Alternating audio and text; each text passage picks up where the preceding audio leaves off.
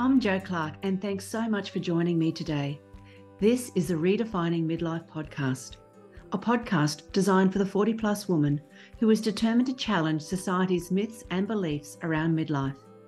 It's for the woman who is inspired and ready to define midlife her way.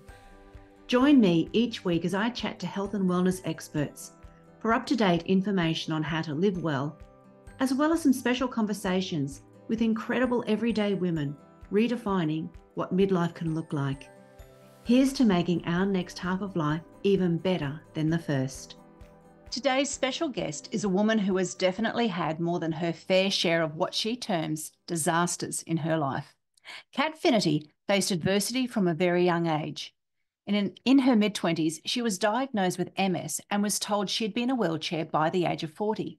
Now, Kat shares this time in her life as well as a terrible surprise that she received on her 40th birthday. That particular disaster, however, led Kat to view how she coped with life's hardships with completely different eyes. And because of that mindset shift, her life has been transformed. Now, I know you're going to be absolutely spellbound by the amazing life events that Kat has lived through. Before we begin today's conversation, though, I just wanted to thank listeners who have taken that moment to rate the podcast. I truly appreciate you doing this. A special shout out to a listener with the name of Linda Love and Life, who also left a review. Great name, by the way, Linda. And she wrote, "I loved binging Jo's podcast.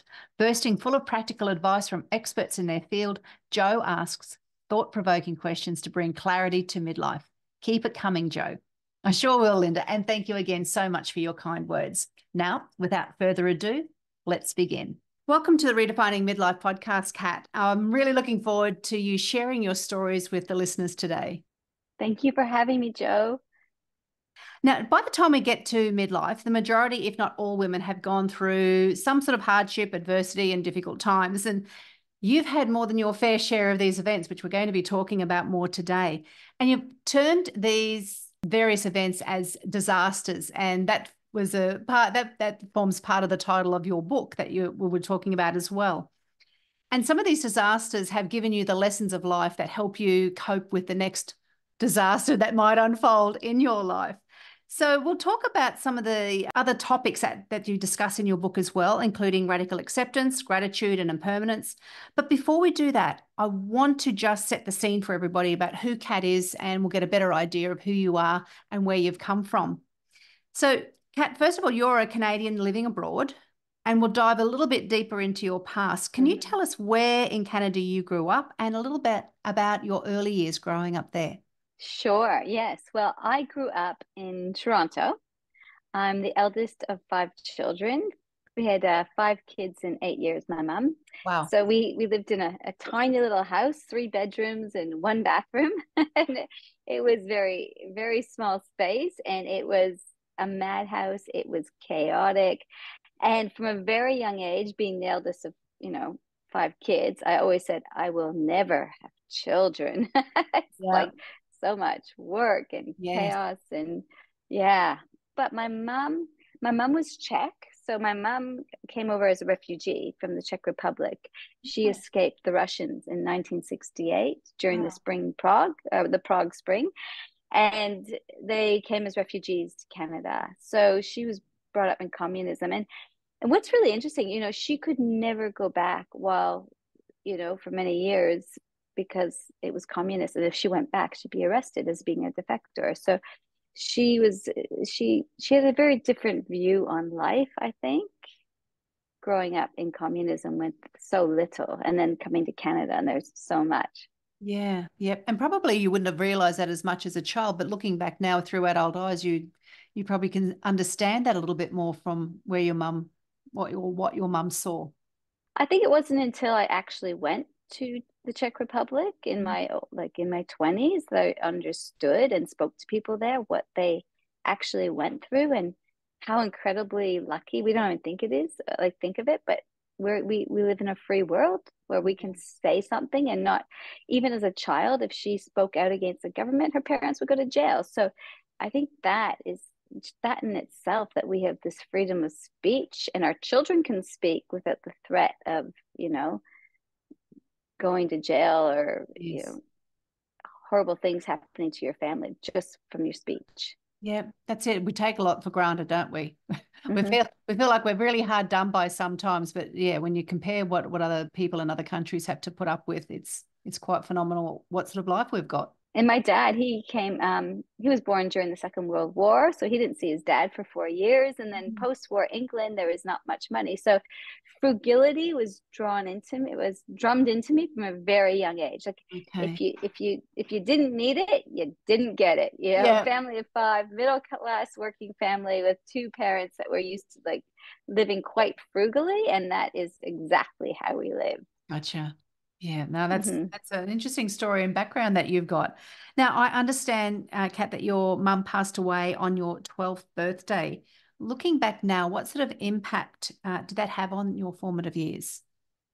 Yeah, so my mother, unbeknownst to me, we knew she had cancer. Again, I was the eldest of five kids, and I'll never forget on my 12th birthday, I sat there all morning looking at the phone and waiting for it to ring.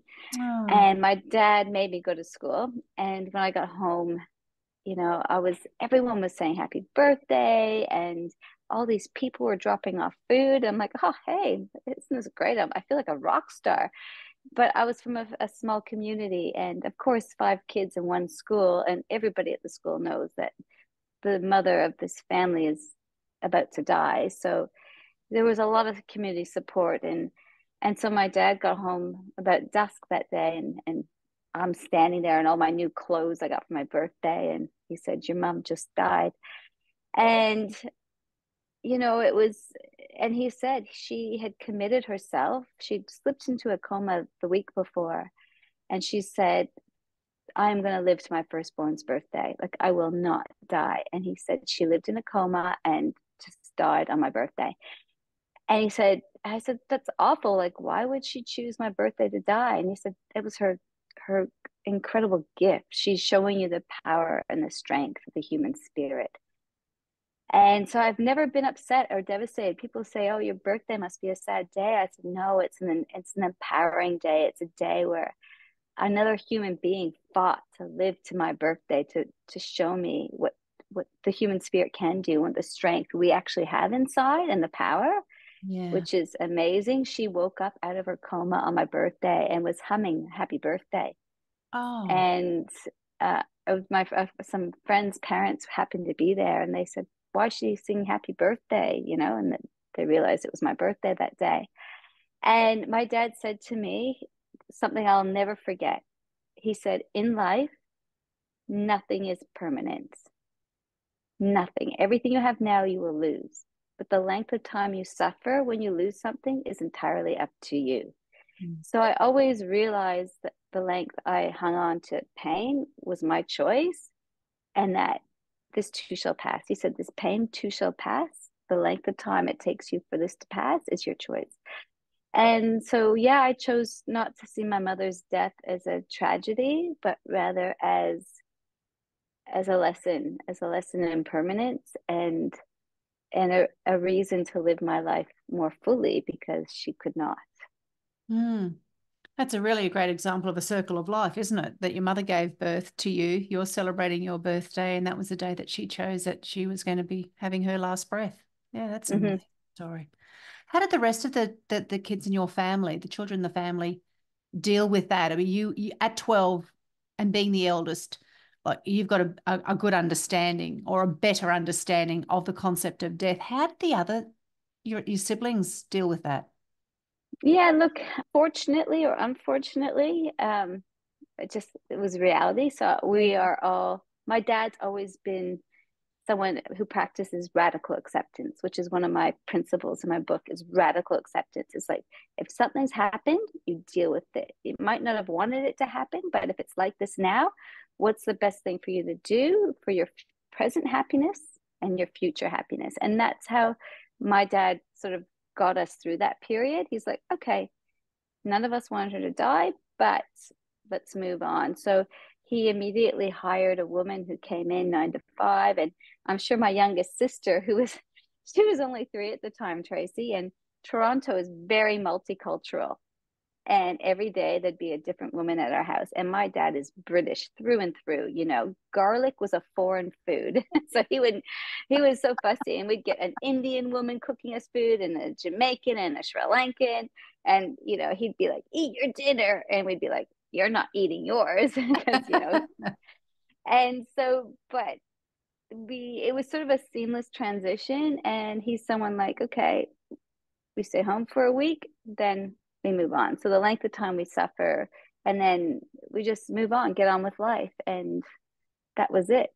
Yeah. So we all, like I said, it's good in a way. We never spent time really wallowing in grief, but we'd go to my mom's grave a couple times a year, give her flowers, and then move on with life. Yeah. Yeah. Oh, that's a big story for your family. And how many years ago is that now, Kat? I'm not Well, sure. I'm 51. Yeah. So yeah, like 48 Yeah. years ago. Yeah. But I'm the eldest of four girls and a boy. And my dad, he was never a very hands-on father. He was never there. And everyone thought, oh my God, this family is going to fall apart when this woman dies. Like my dad used to go golfing for 2 weeks and leave my mom home with these 5 children. And then all of a sudden, the man that never changed a diaper. I mean, he wouldn't even go into the birthing suite when we were born. He's like, that's woman's business. He is hands off as far as that kind of parenting. And then all of a sudden he was thrust into this role, and he was really amazing at it. So I'm really grateful for that. And I'm sorry, I forgot the question, Joe. That's no problem at all, because I think I have too. All good, Kat. All good. I think that seems to be a common thread that happens a lot when you have conversations with women of our age too. Have a great yarn, and then we forget where the point was. Yeah, I'm like, what was I saying that for? But I think my point is that he totally transformed who he was, and he had no choice. But he completely accepted his plot in life, and he had 4 girls and a boy to raise, and I was like a wild child. I was horrible. I was sneaking out at the age of 15. I had a boyfriend that was 18, and he brought us up. The only thing my dad did do was take us to church every single Sunday. I mean, it was a non-negotiable in our household, always church. And so he was obviously devastated. Well, I used to sneak out, and he eventually caught me, and he's like, you can't have a boyfriend that's an adult. You're 15. And of course, at the time, I was devastated and didn't understand. And so I was older. I'm like, yeah, that was really bad. Yes. But, and now in later life, my dad was extremely strict and rigid in his rules. I had curfews when no one else did. But now, out of 5 of us, we're all very close.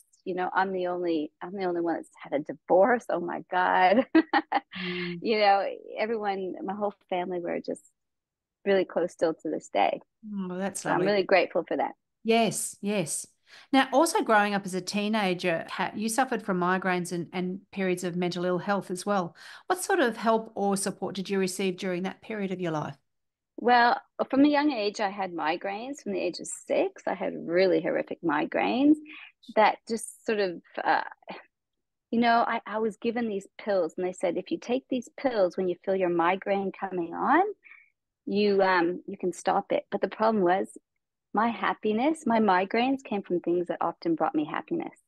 And that's when I realized that the flip side of pleasure is pain.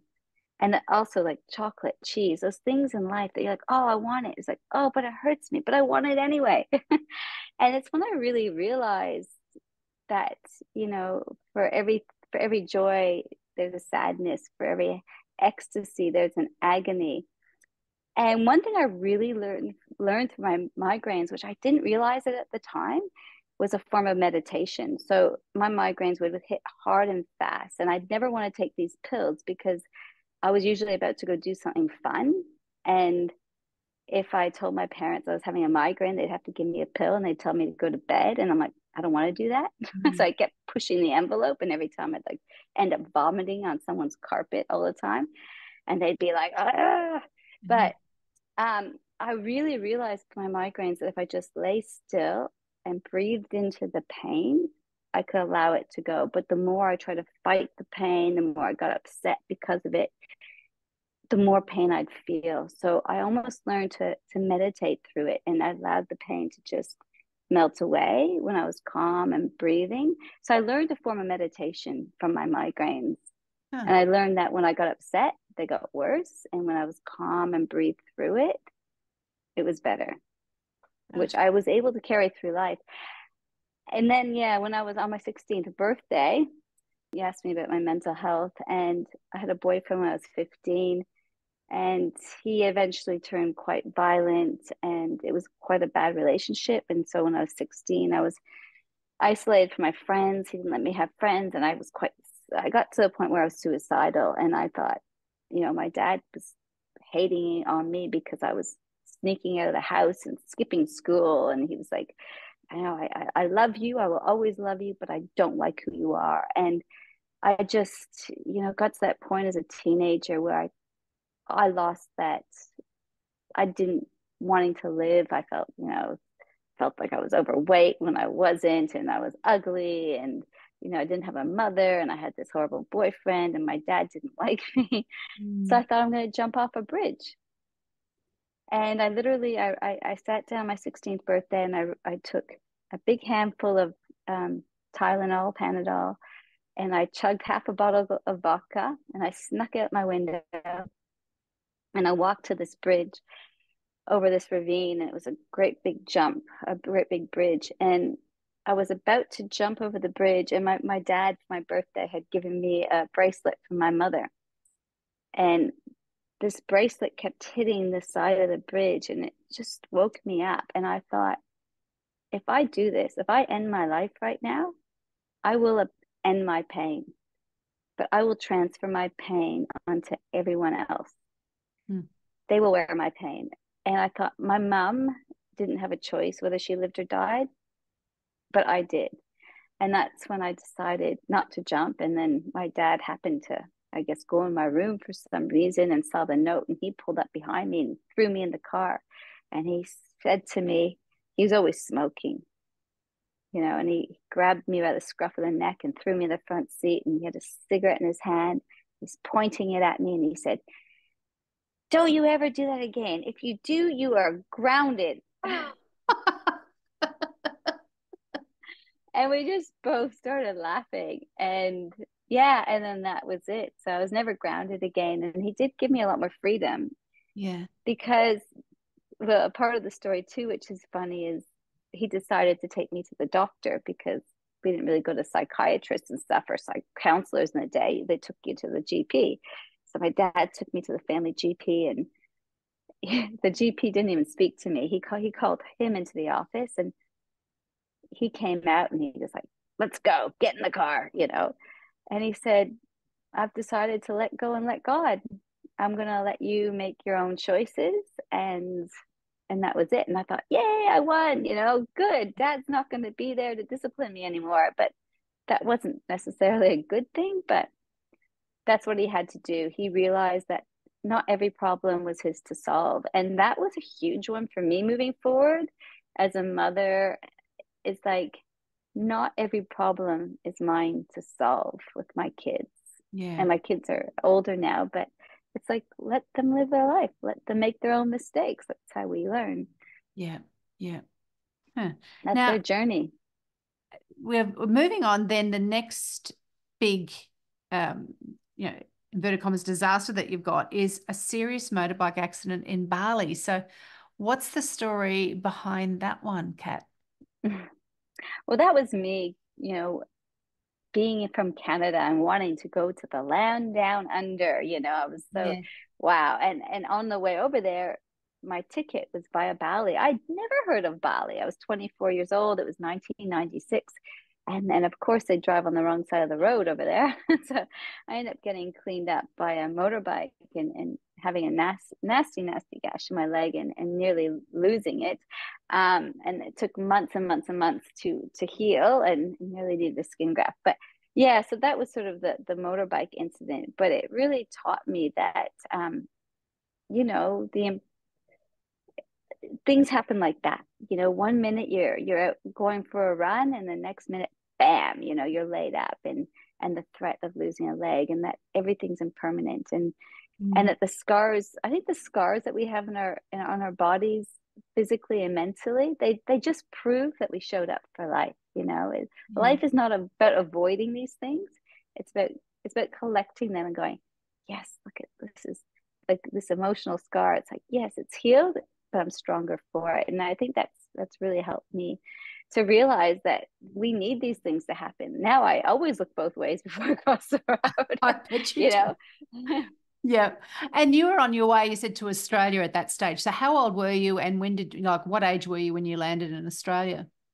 Yeah, so I was 24. It was in 1996. And, I had this great big hole in my leg, and started traveling, backpacking around Australia, having to go to the doctor every day. I did something quite naughty because I had travel insurance, but it only covered one actual doctor's visit. So then I had to pretend I was someone else, that I'd met another backpacker who gave me her insurance card. And I'm like, I was Francine for a very long time. But maybe we need to cut that.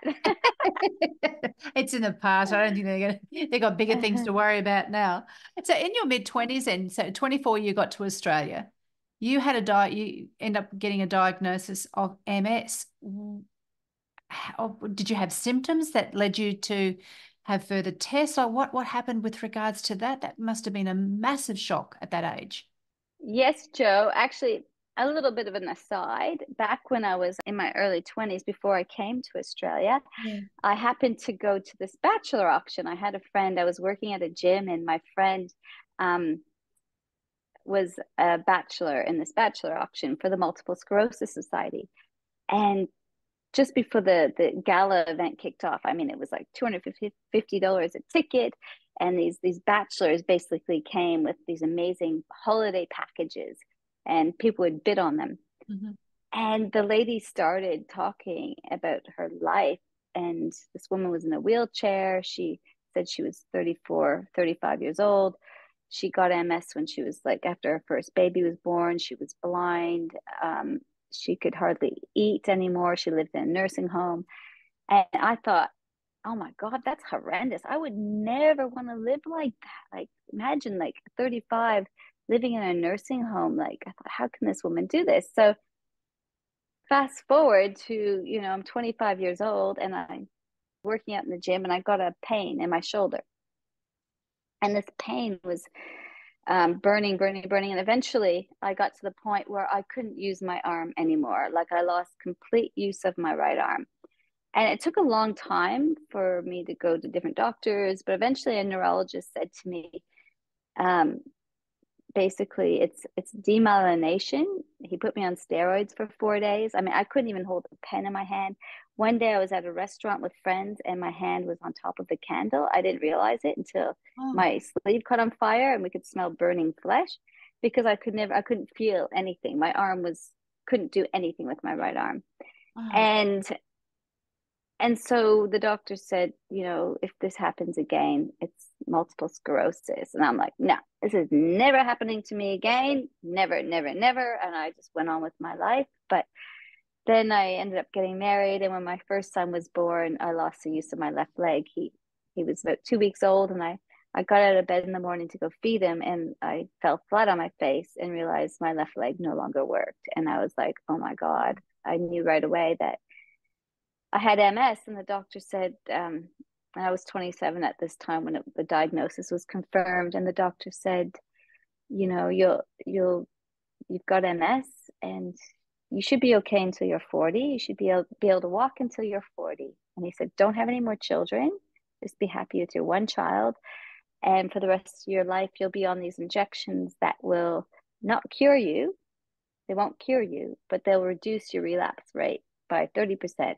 But at the end of the day, wherever your disability will still continue pretty much unabated. So yeah, so that's what happened. That's how I found out. Oh God. Yeah, just hearing that news, I wouldn't know where to start processing that, especially with a newborn baby, and then you've got being given that sort of a scenario of this is what your life is going to look like, and the exact opposite of what I imagine you would have pictured in your mind before that. So, Joe, it's really interesting because being brought up the way I was, I I practiced again, I learned from my dad, radical acceptance. It's like this now. And I didn't get into a story about what could happen, even though every now and then the vision of this woman from the MS auction would pop into my head. This woman living in a wheelchair in a nursing home at the age of 35. But every time my mind went there, I was just like, no. And even with trying to find a way to heal myself, I never went down the route of looking at what could happen to me. I'd focus on what I can do, not what can happen. So I believe in ignorant bliss, not worrying about something that may or may not happen in the imagined future. So I actually quickly processed my diagnosis and just moved forward from there. Gotcha. And you from what I understand, you sought a range of therapies to help you recover from MS. And in the discussion that we had before this interview, you were talking about that out of 3 million MS sufferers worldwide, you're only one of a handful of people that can honestly say their MS is in long-term remission. So can you talk a little bit about the different therapies that you went through during that time? Yeah, Joe. So everyone will tell you MS is an incurable progressive disease. And I tell people until it's not, so many people say, but until you hear those miracle stories. And I did so much. So that's what I always, when I first found out I had MS, I started doing all this research and found a diet I could do. And even though the doctor would say, oh, why would you do that? Why would you not eat meats and dairy and all these other great foods? It won't help. But I was like, no, I feel empowered. There's something I can do. I'm all about it being empowered and not going, I'm helpless, there's nothing I can do, and I'm going to rely on a pharmaceutical to heal me. And not that pharmaceuticals don't heal some people, but there's always the karmic payback of pharmaceuticals as well. There is always the flip side. So I did lots of different treatments. I did different, I did Reiki, and I did meditation, and I learned yoga.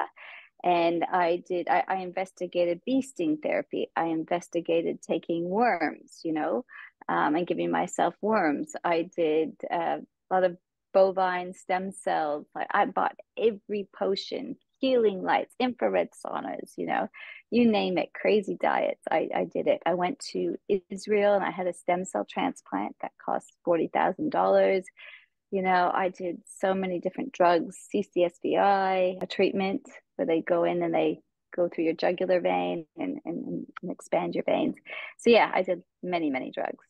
Wow. So what is the thought of what was it a combination of therapies that has led you to being in such a long-term, do you call it remission? Is that what you would term what you? No, I call it a cure. A cure? Okay, so was it a number of therapies, or was there one particular one? What would it have been? Yeah, and I say cure because why would I allow my mind to think it's remission? It could come back. Yeah. I don't think that's a good place to be in your head. And if it comes back, it comes back. But why would I live with this fear of it coming back? So no, I say I'm cured. Yeah. And I haven't had a relapse in 11 years. I had 3 children in 3 years. My doctor said, don't have any more kids. I ended up having 3 kids in 3 years, and I could hardly see, could hardly walk for nearly about 10 years. I used to use my kid's pusher as a walking frame. And, I don't know that I could point the gun and say, yep, that was the one thing that healed me. I did so many different things, which is why I wrote a whole book about it. Mm-hmm. Never let a good disaster go to waste, because I actually did so many things. It wasn't just one thing. So I think the stem cell definitely helped, but it didn't cure it. It did come back, but it was a gamble. It was a lot of money. It was a punt. Yes. But for me, not living a full life was more scary than any financial decision or any pain or what could happen. So I was like, I'm just going for it. Like, I believe in living fearlessly. People say stay safe. I'm like, no, live fearlessly. Like, push to your edge. That's where, you want to work to the edge of your comfort zone, because I believe that our comfort zone, if we don't keep pushing it, just gets smaller and smaller and smaller, and our world becomes smaller, and we do less, we live less. And so, yeah, I've just kept doing more and more. And a lot of people with MS in the communities would be like, oh, you're crazy. You know, you're doing this. It's like, have you seen the side effects? What could happen? I'm like, but have you seen what could happen? A cure? Like, you're not walking properly. You know, I'm running again. I'm 51. I couldn't walk for 10 years. You know, I took a gamble, but it paid off.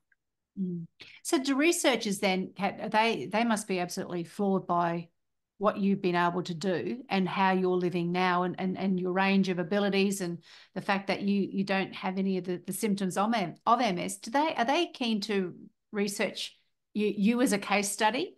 Oh, if only.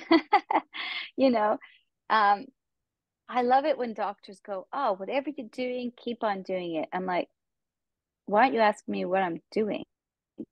You know, like, you're ill and struggling. So why, you know, success leaves clues.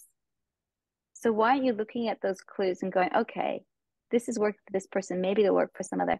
And my neurologist who really refused to notice how much better off I was until 5 years later, when I got so much better, he's like, okay, maybe it did work. And started asking me questions, you know, what have you done? But yeah, it's you talk to many doctors, and look, I was on the 730 report after my stem cell 15 years ago, because I couldn't walk when I left, and then I was running again.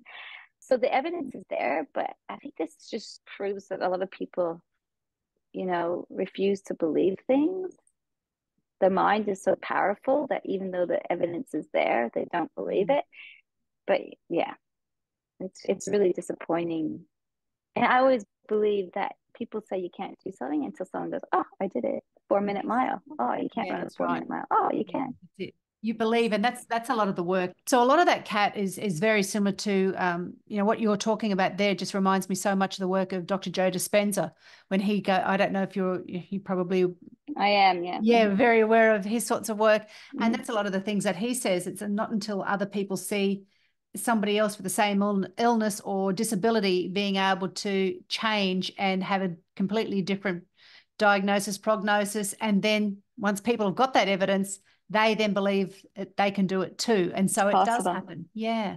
The power is just incredible. So I was part of a 2-year trial for one of my procedures, which was called CCSVI, which was liberation therapy, which involved inserting a catheter from my groin to my neck for a venoplasty. And it was a 2-year trial. And part of the trial meant that if you were in it, the first 12 months, you were either placebo or you would have the procedure. Now, that meant I would go into the hospital, I'd go into the operating theater, I'd be knocked out, I'd have these gorgeous male nurses. It was a bonus. And they'd either do the procedure or pretend to do the procedure. So they'd make the incision, they'd put in the scope, and they'd either inflate my veins or they wouldn't. So the first 12 months where I believed I was getting the procedure. And in fact, I'm like, oh, actually, I feel better. Like, I think this is working. Until the second 12 months, where if you didn't get the procedure the first 12 months, they did it for you the second year. The second year, I'm like, oh no, I was placebo, because the second year when I got it done, I'm like, oh, now my neck feels like someone's just shoved a stick in my neck. Like, so I was placebo. But this is the power of the mind.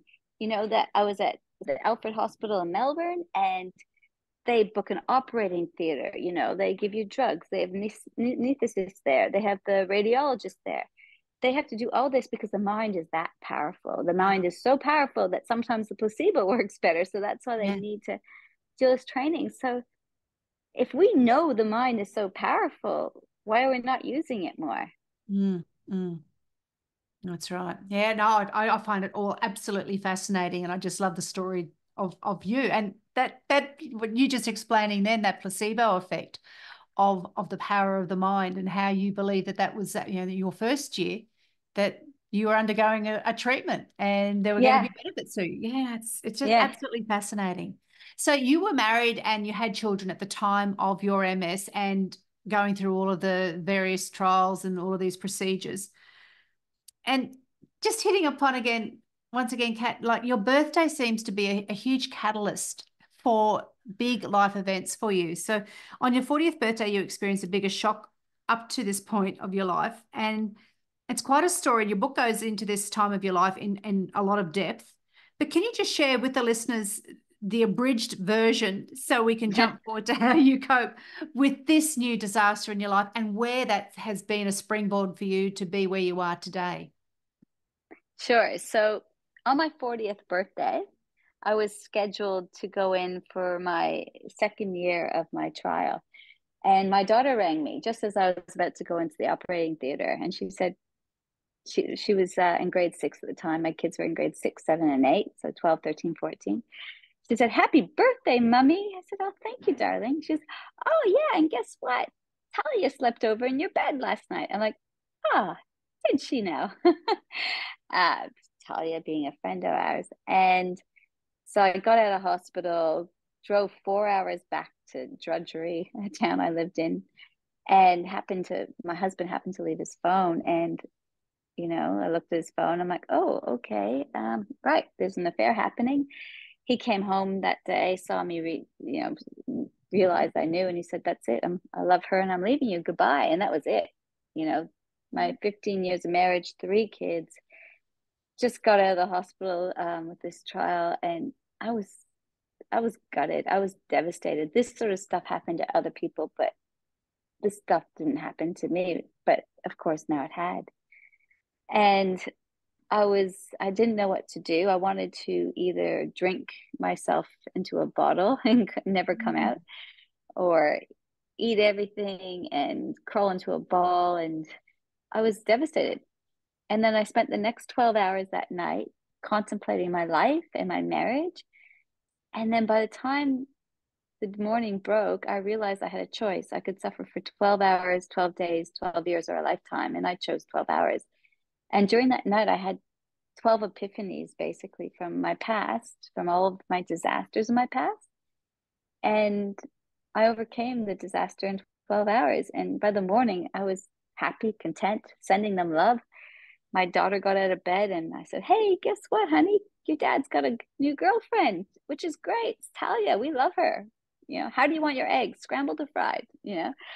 And I was very much about how we deliver news. I could sit there and go, "Oh, honey, I've got some terrible news and we still love you." But that in itself, people talk about trauma. And I think trauma is when something happens and you hang on to it and you don't let it go. And I learned from my migraines from a young age that if I hung on to the pain, the worse the pain would be. But if I allowed the pain to breathe into it, to let it go, my mother's death taught me that this too shall pass. That I knew that it was really hard that my husband left and I had no idea what I was going to do. But I knew the length of time I hung on to the anger or the pain would pass. And I knew this is probably the most powerful thing, to be honest. If I hung on to my pain, if I just wept, and if I crawled into a bottle or a hole, if I was harbored that anger and that hate, the only people in the world that would wear my pain the most would be my children, the ones I never wanted to hurt. Yeah. So that to me is the biggest reason to overcome your suffering. Because we think, "Oh, I'm suffering, it's poor me, poor me." It's like, but who's wearing your pain? Because we don't live in a vacuum. We don't live in a bubble. Our actions affect everybody. And so that's why I quickly overcame it. I flipped it. And yeah, don't worry. I was like freaking out, like, "Oh my God, I hate them. Can they do this to me? What's going to happen with the rest of my life?" And every now and then I tried not to, but I've got a disease. What if I can't do this or that? And it's like, let the fear go. It's just a story. You're creating a story. So tell yourself a better story. What sexy hot guy could I meet now? What kind of new life? I don't have to make my husband's lunch and dinner anymore. I don't have to do his laundry. I'll have more closet space. There are so many positives. Yeah. So where did you go, Kat? Like, what was your next step then? Because you were in a small town. Did you, and knowing what small towns can be like, were you the one who left the town, or did he and his new girlfriend go? What was the next step? No, we lived there happily ever after. So this town, I swore when I first got there, like 12 years earlier or 15 years earlier, I thought, oh, I could never live in this town. And then 15 years later, I always said I would never plant a fruit tree because I would never be there to eat the fruit. But in 15 years, I could have made a lot of apple pie. But and I decided that, you know, I couldn't leave the town. It was make life too difficult. Yeah. And it was only because of me. If I left, it was because of my pain. So again, it was like, who's wearing my pain if I don't let go of it? So I had to hold my head up high and realize that even though I lost my identity, like in this town, there was like no single families. Everyone was married. Everyone was a happy family together. And I'm like all of a sudden the single mother. And I just had to wear it and tackle those demons. And I also had to realize that it was my karma. I had to say, I always say, if you're not the master of your disaster, you become the victim of them. So I said, okay, what was my involvement? How did I create this? How did I create the detonators? So I can master my disaster if I can realize how I created it. And I wasn't always a perfect wife. I mean, who's perfect anyway? Yeah. Not to say I blame myself, but I needed to have enough wherewithal, and self-reflection to go, you know what, honey, there's things you could have done better. Learn from it, move forward, keep focusing on what you want in your life, which is happiness, contentment, and happiness. And the only way I could have happiness is I wish happiness for all beings, including my ex and his new partner. I just kept sending them happiness. And that's the only way I could get for myself. And staying in the town and being divorced turned out to be great. Like, my husband would have the kids every other weekend. I could go do my yoga. So there's so many benefits to divorce, really, that people are just neglecting, I think. I always say to people, if they say, oh, my partner left me, I'm like, oh, congratulations. You're going to have an interesting, exciting new life. Yeah. If you choose to. If you choose to. And what point did you write, because you've been talking about some of the various principles, at what point did you actually put down your thoughts and your ideas onto pen and paper and create your book? So my book was originally called How to Get Over Betrayal in 12 Hours. And I literally did it the day after. So the morning after I woke up, I'm like, I'm going to write a book, How to Get Over Betrayal in 12 Hours. Because everyone's like, how can you be happy today? I'm like, it's easy. It's so empowering. Like, why be a devastating mess when you could be happy about it instead? Like, I have a choice. And I figured it out. I figured out these 12 principles to become a master disaster. So immediately I started writing them down, but it took me another 6 years of telling everyone I was writing a book. And I only ever wrote like maybe a pamphlet to finally decide, okay, I need to dedicate some real time and effort to getting this book written. So I went to Bali in 2018. I thought I'm going to take 12 hours and I'm going to write my book about how to get over betrayal in 12 hours. And from that's not what happened. No. There was many disasters. Yeah. So another disaster ensued after that, I'm assuming? Good disasters. A good disaster. So you ended up in Vanuatu as well, and during the COVID lockdown. Yeah, so I went to Bali, and it's a long story, but eventually met someone who was going to help me edit it in Vanuatu in Australia, and she happened. And while I was here, in Sunshine Coast in Noosa, I met a man that had a house on Sunshine Beach, and he was a publisher. He'd published Mel Gibson's dad's book 30 years previously. And he said, oh, I love the story. Why don't you, I'm here in Australia for a month. Why don't you move in with me? I'm going to help you with the book, and I need to get fit. He was in his 70s. He'd come over for a colonoscopy because he's needed to lose weight and stuff. So I moved in with him, and we worked out every day, went for long walks, and I did his nutrition, and he guided me through my book. And every day we'd go for these walks on Sunshine Beach, and he'd say, you know what? Stop writing a how-to book. Don't write How to Get Over Betrayal in 12 hours. You have got a crazy life that's stranger than fiction. write your memoir. And I'm like, who would want to read a book about my life? And so I changed my book and turned it into, and as I started writing my book, I realized the reason I got over betrayal in 12 hours was because I never let a good disaster go to waste. And so Never Let a Good Disaster Go to Waste was born. And then in 2019, he said, okay, I'm back in Vanuatu. Come over for Christmas and we'll put the finishing touches on your book. And I said, okay. So I went there for 2 weeks in 2019 and I met a guy, thought I'd stay for a couple more weeks. And then 2020 disaster struck in the form of COVID. And so my 2-week holiday turned into 2.5 years. And I got stranded there for 2.5 years. I couldn't leave. Yeah. So then I rewrote my book. And so it's just been published now in July. And it's congratulations. Great. It's been a bestseller. Yeah.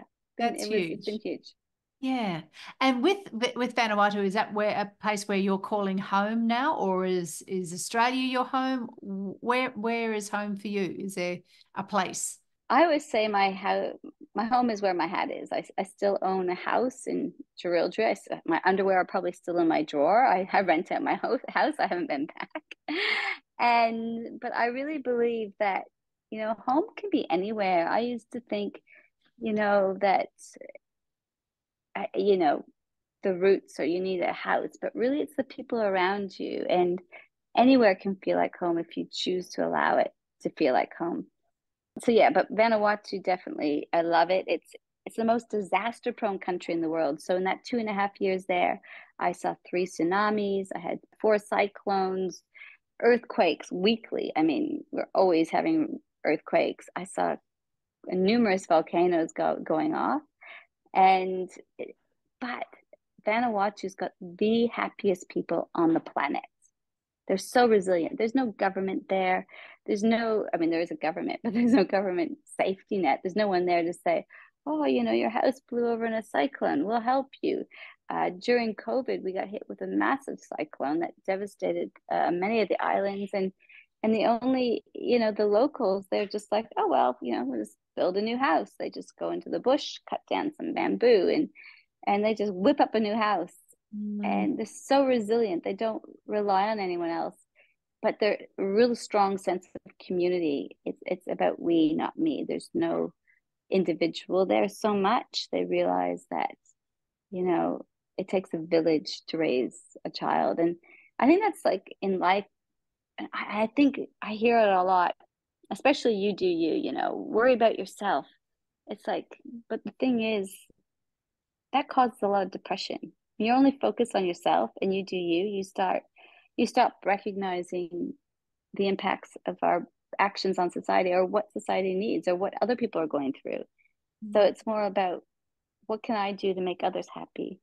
Shanti Deva said that all of our happiness comes from our desire to bring happiness to others, and all of our pain comes from our preoccupation with self.